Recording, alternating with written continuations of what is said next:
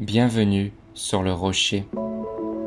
Tu regardes autour de toi et tu te dis « Pourquoi eux avancent plus vite?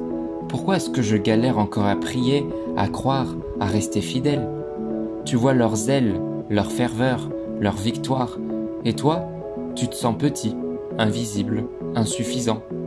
Mais laisse-moi te dire, ce que tu ressens est humain, normal même, mais ce n'est pas biblique.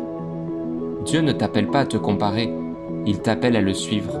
Aujourd'hui, on parle vrai. Comment sortir de la comparaison et retrouver une foi en paix? Voyons cela ensemble. Quand tu regardes aux autres, tu oublies de regarder à celui qui t'a sauvé.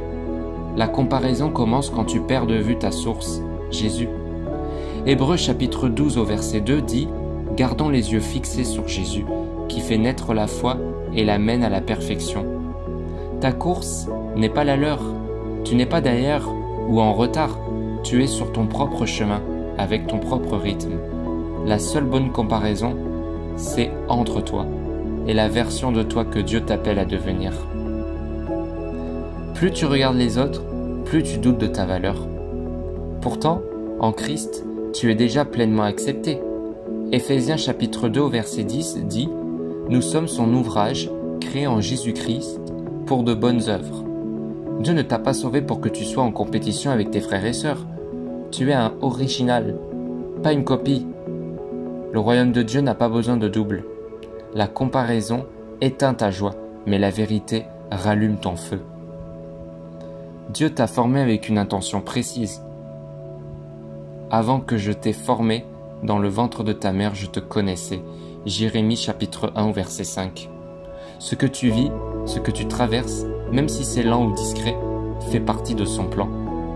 Je connais les projets que j'ai formés sur vous, projets de paix et non de malheur. Jérémie chapitre 29 au verset 11.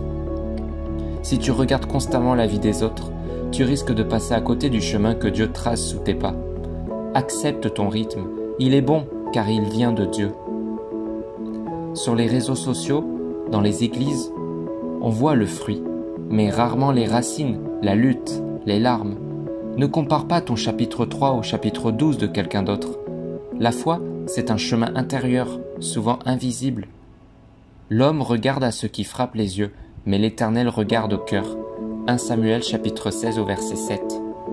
Inspire-toi des autres, oui, mais ne te mesure pas à eux.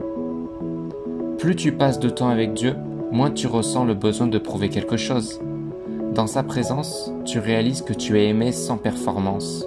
Une seule chose est nécessaire, rester assis à ses pieds comme Marie. Luc chapitre 10 au verset 42. C'est là que ton âme se calme, là que la compétition disparaît. Plus tu regardes à Jésus, plus tu retrouves ta vraie valeur. Et plus tu bénis les autres sans jalousie. Tu n'es pas en retard, tu es en route et Dieu marche avec toi. Arrêter de se comparer, ce n'est pas ignorer les autres, c'est choisir de regarder d'abord à Dieu, puis à soi dans la lumière de sa grâce. Tu n'as rien à prouver, tu n'es pas en compétition. Tu es aimé, appelé, équipé pour une mission unique. Alors, relève la tête, fixe tes yeux sur Jésus. C'est là et seulement là que tu trouveras une foi paisible et libre.